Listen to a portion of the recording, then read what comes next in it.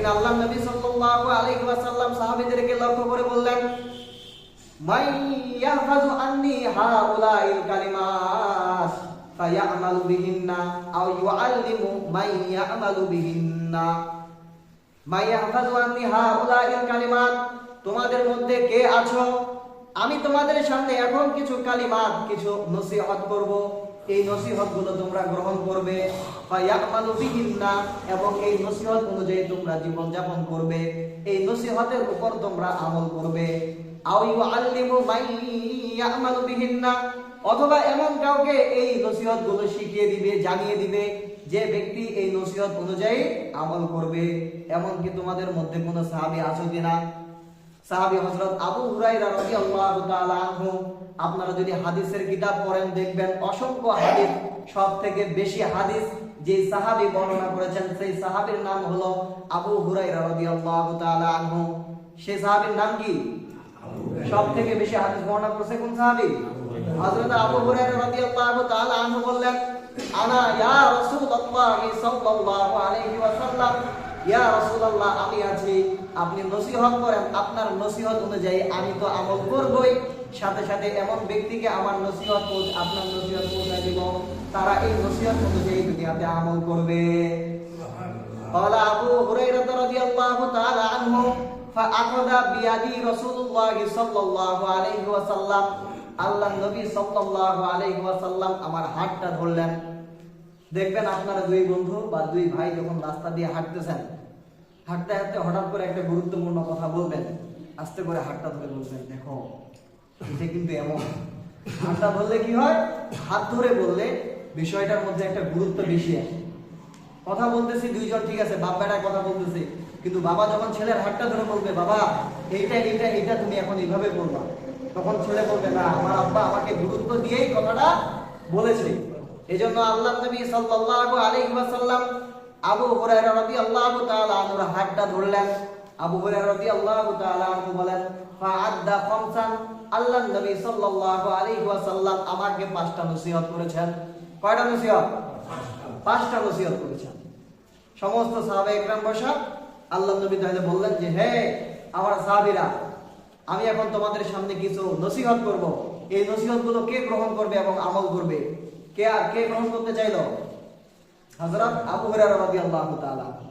আবু হুরায়রা রাদিয়াল্লাহু তাআলার হাত ধরে আল্লাহর নবী সাল্লাল্লাহু আলাইহি ওয়াসাল্লাম একে একে কয়টা নসিহত করেছেন? 5টা নসিহত করেছেন।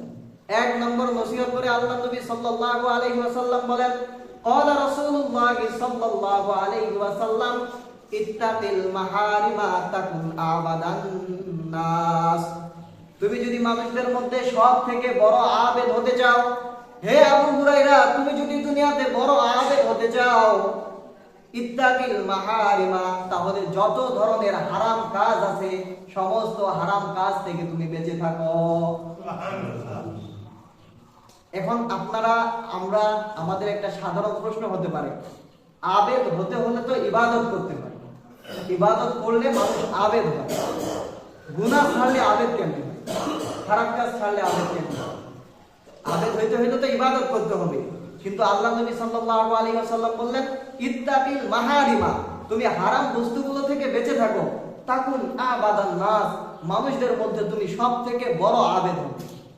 এর ব্যাখ্যায় মুহাদ্দিসিনে কেরাম, ফুকাহায়ে কেরাম বলেন, এই হাদিসের মধ্যে আল্লাহ নবী সাল্লাল্লাহু আলাইহি ওয়াসাল্লাম এত সূক্ষ্মভাবে বুঝিয়ে দিলেন যে একটা মানুষ তার জীবনে যদি খারাপ আমল, হারাম কাজ যদি জারি থাকে, ওই ব্যক্তি যতই নেক আমল করুক, তার নেক আমল কোনো কাজে আসবে না। নাউযুবিল্লাহ। যেমন উদাহরণস্বরূপ আপনারা দেখবেন, পাশে নদী থেকে দুইটা কলসের মধ্যে পানি নিয়ে এসেছে রাত্রিবেলায়। একজনকার কলসের মধ্যে একটু ছিদ্র, নিচে একটু কি ছিদ্র, ওই ব্যক্তি কলস ভর্তি করে পানি এনে রেখেছে, আর একজন ব্যক্তি এক কলস পানি আনে নেই, অর্ধেকের থেকেও আরো কম কলস পানি এনে রেখে দিয়েছে, পানি এনে ঘুমিয়ে গিয়েছে। সকালে যখন কজায় হাজত করবে, নিজের প্রয়োজন ওই পানি দ্বারা মিটাবে। আমি এখন যদি প্রশ্ন করা হয়, বলেন দেখি, ওই পানি আনতে যাওয়ার পরে ওই কলসের মধ্যে কোন কলসে পানি পাওয়া যাবে? ফুটাওয়ালা কলসে নাকি যে কলসে ফুটা নাই? তাহলে যেই কলসে ফুটা আছে ওই কলসে কিন্তু পানি নিয়ে গেছে ভর্তি করে, সকালে উঠে দেখবে কোনো কিছুই নাই। আর যেই বেটার কলসটা ভালো, ওই পানি এক কলস নিয়ে যায়নি, নিয়ে গেছে অর্ধেকের থেকেও কম, তার যতটুকু পানি ততটুকুই। এই জন্য আল্লাহ নবী সাল্লাল্লাহু আলাইহি ওয়াসাল্লাম বুঝিয়ে দিলেন, হে আমার উম্মতেরা, যদি তোমরা দুনিয়াতে খারাপ কাজ করতেই থাকো, দুনিয়াতে তুমি ঘুষ খাচ্ছ আবার নামাজও পড়তেছো, তাহলে তোমার ওই নামাজের কোনো দাম নাই। দুনিয়াতে তুমি চুরি করো আবার নামাজও করো, তোমার ওই নামাজের কোনো দাম নাই। দুনিয়াতে তুমি জেনা করো, ব্যভিচার করো, অন্যের হক লুণ্ঠন করো, আবার তুমি দুনিয়াতে বড় নামাজি বলে দাবি করো, তোমার ওই নামাজের কোনো দাম নাই।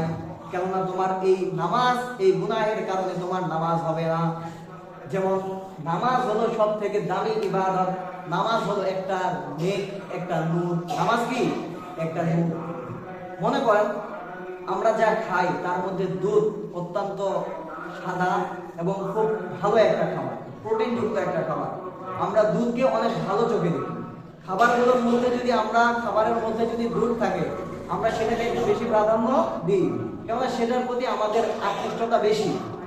এখন আপনি একটা পাত্রের মধ্যে এই দুধ রাখবেন, আপনার পাত্রের মধ্যে যদি নিচে একটু যদি ছাগলের লেদা থাকে, অথবা নিচে যদি একটু মুরগির পায়খানা থাকে, একটু আছে, বেশি না, সামান্য একটু আছে, অথবা ময়লা আছে, অথবা একটা মাছি পড়ে আছে, এক গ্লাস গরম গরম দুধ এই পাত্রের মধ্যে ঢেলে যদি আপনাকে আমাকে দেওয়া হয়, আপনি আমি কি গ্রহণ করব?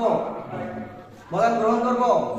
তাহলে আমার যে নেকির, আমার যে নেকি এবং নেক, যে আমার একটা পাল্লা আল্লাহ তাআলা দিয়েছেন, আমাকে যে একটা বডি দিয়েছেন, এই বডি দিয়ে যদি হারাম কাজ, খারাপ কাজ আমি করতেই থাকি, ওই হারাম শরীরের মধ্যে যখন আমি দুই একটা নেকি আমার শরীরের মধ্যে ঢুকাবো, এই শরীর নিয়ে যদি আমি জান্নাতে যাইতে চাই, আমি কি জান্নাতে যেতে পারবো?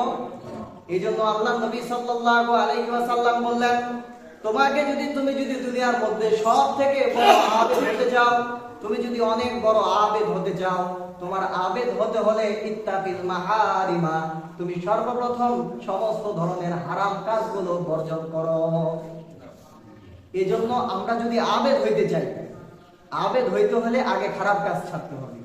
খারাপ কাজ ছাড়ার পরে আমার যদি একটু নেক আমল থাকে, এটাই আমার জান্নাতে যাওয়ার জন্য যথেষ্ট। এটা আমার কথা না, আল্লাহ নবী সাল্লাল্লাহু আলাইহি ওয়াসাল্লাম বলেন, আখলিস দীনাকা ইয়াকফিকাল আমালুল কলিল। বান্দা, তোমার দিনকে যদি তুমি ঠিক করতে পারো, দিন বলতে তুমি তোমার অবকাঠামো যদি ঠিক করতে পারো, তোমার অবকাঠামোর মধ্যে কোনো ভেজাল নাই, একটা নেক আমল করেছো, আল্লাহকে একটা সিজদা দিয়েছো, এই একটা সিজদা তোমার জান্নাতে যাওয়ার ওসিলা হবে। এইজন্য আল্লাহ নবী সাল্লাল্লাহু আলাইহি ওয়াসাল্লাম বললেন, এক নম্বর কি বললেন? ইত্তাকিল মাহারিমা তাকুন আবাদান নাস। তুমি যদি খারাপ কাজ ছেড়ে দিতে পারো, দুনিয়ার মধ্যে সব থেকে বড় আবেদ তুমি হবে। আসুন আমরা নিয়ত করি, আজকে থেকে আর কোনো খারাপ কাজ করব না ইনশাআল্লাহ।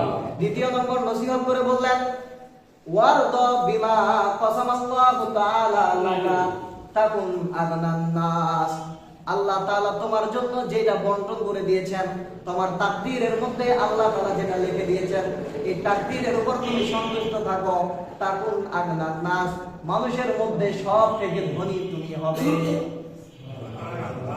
তাহলে আল্লাহ নবী সাল্লাল্লাহু আলাইহি ওয়াসাল্লাম বললেন, ধনী যদি হতে চাও, আল্লাহর বন্টনের উপর কি থাকো? সন্তুষ্ট থাকো। এখন আমাদের অবস্থা কেমন হয়েছে? আমার বাড়িতে আমি 2 বেলা 3 বেলা গরুর গোশত দিয়ে ভাত খাই, আমি ভালো মোটরসাইকেলে ঘুরে বেড়াই, আমার প্রাইভেট কারও আছে, আমার জমি জায়গার অভাব নাই, কোনো কিছুই নাই। আমার থেকে নিম্ন পর্যায়ের একটা লোক আমাকে বললো, আসসালামু আলাইকুম চাচা, কেমন আছেন? এটা দিনকাল জানারে ভালো, এই যে একটা অবস্থার মধ্যে আছি, টাকা পয়সা নাই, খুব মুসিবত। মানে এমন ভাবে বুঝাইলো, এর কথা শুনে আপনি ভাববেন শালা আমিও তো ভালো আছি, হয় কিনা এমন? মানে শুকরিয়া যে একটা আছে, যে আল্লাহ তাআলা আমাকে ভালো রাখছে, এইটা আদায় করতে জানি না। এই জন্য আল্লাহ নবী সাল্লাল্লাহু আলাইহি ওয়াসাল্লাম বললেন, তোমার মন যতক্ষণ পর্যন্ত পরিষ্কার করতে পারবে না, তোমার মনে তুমি শান্তিও পাবে না। মনের মধ্যে যদি শান্তি পেতে চাও, আল্লাহ তাআলা তোমার জন্য যেটা বন্টন করে দিয়েছেন, আল্লাহ তাআলা তোমার জন্য যেটা ফয়সালা করে দিয়েছেন, সেটাকেই তুমি গ্রহণ করো, তাহলে অবশ্যই অবশ্যই তুমি তোমার মনের ভিতর শান্তি পাবে। এই জন্য আল্লাহ নবী সাল্লাল্লাহু আলাইহি ওয়াসাল্লাম বললেন, ওয়ারদা বিমা কাসামাল্লাহু লাকা তাকুন আগনান নাস। আল্লাহ নবী সাল্লাল্লাহু আলাইহি ওয়াসাল্লাম বলেন, তোমার যদি অসংখ্য ধন সম্পদ হয়ে যায়, টাকা পয়সার মালিক, তোমার এমন সম্পত্তি, তোমার সম্পত্তি যদি তুমি 7 জনম বসে খাও, তোমার সম্পত্তি শেষ হবে না, তবুও তুমি ধনী হতে পারবে না। ওয়ালাকিন্নাল গিনা গিনান নাফস, তোমার অন্তর যদি ধনী হয়, তোমার কাছে টাকা পয়সা না থাকলেও তুমি প্রকৃতপক্ষে ধনী। এই জন্য দেখবেন টাকা পয়সা থাকলেই মানুষ বড়লোক হয় না। বড়লোক হওয়ার জন্য কি লাগে? মন লাগে। যার মন বড় সেই বড়। ধনে ধনী হয় না, মনে ধনী হয়। এই জন্য আমাদের মনগুলোকে ফ্রেশ করতে হবে আল্লাহ তাআলার সন্তুষ্টির উপর, আল্লাহ তাআলার ফয়সালার উপর। যে ব্যক্তি সন্তুষ্ট থাকবে, আল্লাহ তাআলা তার ফয়সালা, তার রিজিক আরো বাড়িয়ে দেবেন। আর যখন আল্লাহ তাআলা আপনার জন্য যেটা ফয়সালা করে দিয়েছেন, এটার উপর আপনি না খুশ, মানুষ আপনাকে প্রশ্ন করলে আপনি বলেন, আল্লাহ খালি বিপদগুলো আমাকেই দিতেছে, কি যে একটা মুসিবতের মধ্যে আছি, শান্তি নেই, হেম নাই। আপনার মনের মধ্যে, ওয়াল্লাহি আমার কথা না, আপনি যতদিন বাঁচবেন আপনার মনের মধ্যে শান্তি পাবেন না। এই জন্য লক্ষ্য করে দেখবেন, অনেক বড় লোক এমন আছে, টাকা পয়সার অভাব নাই, মনের মধ্যে শান্তি নাই, রাত্রে ঘুমাইতে যায়, ঘুম আসে না, দেখবেন যে ঘুমের 5 টাকা দিয়ে ঘুমের বড়ি খায়, ঘুমাইতে হচ্ছে। আর রাস্তার পাশে ফুটপাতে দেখবেন, ওই যে 2 রাস্তার মাঝখানে লেনগুলা থাকে না, ওই লেনের মধ্যে টোকাইগুলা ঘুমাইতেছে, একটু মাথায় চিন্তা হয় না, একটা বাস যদি ব্রেক ফেল করে আমার উপর উঠায় দেয়, এই চিন্তাও তার নাই, ঘুমাইছে তো ঘুমাইছে, দিক বিদিকার কোনো কিছুই নেই। তাহলে ওয়ালাকিন্নাল গিনা গিনান নাফস, মনে যদি শান্তি থাকে, সবকিছুতেই শান্তি থাকে। আল্লাহ নবী সাল্লাল্লাহু আলাইহি ওয়াসাল্লাম 3 নম্বর নসিহত করে বললেন, ওয়া আহসিন ইলা জারিকা তাকুন মুমিনান। তুমি যদি মুমিন হতে চাও, তোমার পাড়া প্রতিবেশীর সাথে তুমি ভালো আচরণ করো। আল্লাহ নবী সাল্লাল্লাহু আলাইহি ওয়াসাল্লামের কাছে ওহী নিয়ে আসতেন কোন ফেরেশতা? দুই একজন জানি নাকি ঘুমাইতেছি আমরা? কে নিয়ে আসলো? কোন ফেরেশতা নিয়ে আসলো? হযরত জিবরাইল আলাইহিস সালাম। আল্লাহ নবী সাল্লাল্লাহু আলাইহি ওয়াসাল্লাম এক হাদিসের মধ্যে বলতেছেন যে জিবরাইল আলাইহিস সালাম যত করে আমার কাছে আসতেন, আমাকে খালি বলতেন আপনার পাড়াপড়শি, পাড়া প্রতিবেশী, পাড়া প্রতিবেশী। আমি তো একটা পর্যায়ে ভয় করলাম যে হয়তো আল্লাহ তাআলা এমন বিধান জারি করে দিবেন যে কোনো ব্যক্তি যদি ইন্তেকাল করে, তার পাড়া প্রতিবেশীও তার মালের ওয়ারিস হবে। এতটা পর্যন্ত আল্লাহ তাআলা বারবার নবী সাল্লাল্লাহু আলাইহি ওয়াসাল্লামের কাছে এই মর্মে ওহী পাঠিয়েছেন যে পাড়া প্রতিবেশীর সাথে উত্তম আচরণ করতে হবে। হাদিসের মধ্যে আল্লাহ নবী সাল্লাল্লাহু আলাইহি ওয়াসাল্লাম বলেন, যখন তোমার বাড়িতে তুমি গোশত রান্না করবা, তোমার পাড়া প্রতিবেশীর জন্য তুমি একটু ঝোলটা বানাই দিবে। অথচ আজকে আমরা পাড়া প্রতিবেশীর সাথে আমাদের ভালো সম্পর্ক নেই। পাড়া প্রতিবেশীর উন্নতি দেখলে আমাদের মনে জ্বলে, চোখ জ্বলে। কেন? এটা কেন আমাদের এই মানসিকতা যতদিন আপনার থাকবে, আপনার উন্নতি তো হবেই না, দুনিয়াও বরবাদ, আখিরাতেও বরবাদ।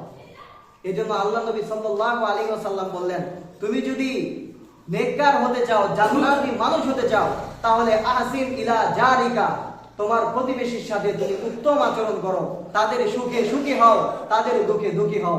এমন না যে তাদের দুঃখ, তাদের মুসিবত তুমি খুশি। হ্যাঁ, ঠিক আছে, ঠিক আছে, এবার খুশি হয়েছি, মনে মনে কি যে খুশি, মানে খুশি ঠেলায় আর বাঁচে না। আর যদি উন্নতি হয় তাহলে জ্বলনে বাঁচে না, সারাদিন ঘুম আসে না, পেরেশান, শরীরটা খালি জ্বলতেছে। এই ধরনের চরিত্র যার থাকবে, সে কোনোদিন মুমিন হইতে পারবে না। এটা আপনার আমার কথা না, আল্লাহ নবী সাল্লাল্লাহু আলাইহি ওয়াসাল্লাম বলতেছেন, আহসিন ইলা জারিকা তাকুন মুমিনান। তোমার প্রতিবেশীর সাথে যদি তুমি ভালো আচরণ না করতে পারো, তুমি মুমিন হইতে পারবে না। চতুর্থ নম্বর নসিহত করে আল্লাহ নবী সাল্লাল্লাহু আলাইহি ওয়াসাল্লাম বললেন, ওয়া আহিব্বা লিন-নাসি মা তুহিব্বু লিনাফসিকা তাকুন মুসলিমান। তুমি যদি একজন খাঁটি মুসলমান হতে চাও, তাহলে তুমি নিজের জন্য যা পছন্দ করবে, তোমার প্রতিবেশীর জন্য তুমি তা পছন্দ করো। এখন মনে করেন বাড়ির ময়লা ফেলার জায়গা, ওই জায়গায় ওনার বাড়ির সাথে আমার একটা ছোট একটা জায়গা আছে, ময়লাগুলো ওনার বাড়ির সামনে আমি ফেলাই দিই। কেন? কারণ আমার বাড়ির সাথে ফেলাইলে আমার গন্ধ লাগবে। তাহলে যে তুমি ওর বাড়ির সামনে ফেলাইলা, ওর গন্ধ লাগবে না? এইটা যদি আমাদের মাথার মধ্যে না ঢুকে, আমরা আপনারা কোনোদিনও কামিল মুসলমান হইতে পারবা না। এই জন্য আল্লাহ নবী সাল্লাল্লাহু আলাইহি ওয়াসাল্লাম বললেন, ওয়া আহিব্বা লিন-নাসি মা তুহিব্বু লিন-নাফসিকা তাকুন মুসলিমান। যদি খাঁটি মুসলমান তুমি হতে চাও, তুমি নিজের জন্য যা পছন্দ করবে, তোমার পাড়া প্রতিবেশীর জন্য তুমি সেটা পছন্দ করবে, দুনিয়ার অপর মুসলমানের জন্য তুমি সেটাকে প্রাধান্য দিবে। এই জন্য নিজের জন্য কোনো কিছুই না, এই জীবনটা হবে উৎসর্গ মানুষের সেবায়। আল্লাহ নবী সাল্লাল্লাহু আলাইহি ওয়াসাল্লাম খাবার খাইতেন না, পেটের মধ্যে পাথর বেঁধে রেখেছিলেন। চাইলে কি তিনি স্বর্ণ মুদ্রা টাকা পয়সা কামাইতে পারতেন না? কেন করেন নাই? জীবনটাকে উৎসর্গ করে দিয়েছেন। এই দুনিয়াটা তো ক্ষণস্থায়ী, চিরস্থায়ী। এই জন্য আজ থেকে ইনশাআল্লাহ আমরা পাড়া প্রতিবেশীর সাথে উত্তম আচরণ করব, অপরের জন্য তা পছন্দ করব যা নিজের জন্য পছন্দ করব। আর 2 মিনিটে শেষ নসিহতটা আল্লাহ নবী সাল্লাল্লাহু আলাইহি ওয়াসাল্লাম শুনাই দিচ্ছি। শেষ নসিহত, 5 নম্বর নসিহত, আবু হুরায়রা রাদিয়াল্লাহু তাআলা আনহুকে আল্লাহ নবী সাল্লাল্লাহু আলাইহি ওয়াসাল্লাম বললেন ওয়ালা তুসরিদ দিহকা ফা ইন্নাদ দিহকা তুমিতুল কলবা। তুমি বেশি বেশি হাসাহাসি করবে না, অট্ট হাসি দিবে না, কেননা এই হাসি মানুষের কলবকে মেরে ফেলে। আল্লাহ তাআলা কোরআন পাকের মধ্যে বলেন, ফালিয়াবকু কাসীরা ওয়ালিয়াদহাকু কলিলা ফালিয়াদহাকু কলিলা ওয়ালিয়াবকু কাসীরা। তুমি অল্প পরিমাণে হাসো আর বেশি বেশি ক্রন্দন করো। এখন দেখা যায় আমরা 2-1টা লোক একসাথে হয় আড্ডা, আর হাসাহাসি আরেকজনের গীবত করি, ওরা সাথে সাথে কি যে একটা হাসি দিই, হাসতে হাসতে মনে করেন এমন অবস্থা যে মুরব্বী যারা আছে একবারে খারাপ হয়ে যাওয়ার অবস্থা।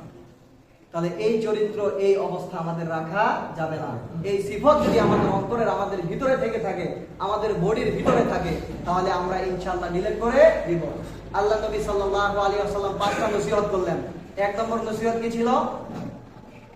খারাপ কাজ, গুনাহের কাজ ছেড়ে দাও, দুনিয়ার সবথেকে বড় আবেদ তুমি হয়ে যাবে। 2 নম্বর নসিহত করে বললেন, আল্লাহ তাআলা তোমার জন্য যেটা বরাদ্দ করে রেখেছে, যেটা তোমার তাকদীরে লিখে রেখেছে, সেটার উপর সন্তুষ্ট থাকো, দুনিয়ার সবথেকে বড় ধনী তুমি হবা। 3 নম্বর, তোমার পাড়া প্রতিবেশীর সাথে উত্তম আচরণ করো, তাহলে তুমি কামেল মুমিন হতে পারবা। 4 নম্বর, অপরের জন্য তা পছন্দ করবে যা নিজের জন্য পছন্দ করবে, তাহলে তুমি কামেল মুসলমান হতে পারবা। আর তোমার অন্তরটা যদি জিকির দ্বারা তাজা রাখতে চাও, তাহলে অট্ট হাসি দিবে না, বরং বেশি বেশি জিকির করবে। আল্লাহ তাআলা বলেন, আলা বিযিকরিল্লাহি তাতমাইন্নুল কুলুব। বান্দা, তোমার অন্তরকে যদি তাজা রাখতে চাও, সর্বদা আমি আল্লাহর জিকিরে লিপ্ত থাকো। তাহলে আমরা হাসাহাসি কম করব, জিকির বেশি করব। আল্লাহ তাআলা আমাদের এই নসিহতগুলোর উপর আমল করার তৌফিক দান করুক। সবাই বলি আল্লাহুম্মা আমিন। ওয়া আখিরু দাওয়ানা আলহামদুলিল্লাহি রাব্বিল আলামিন।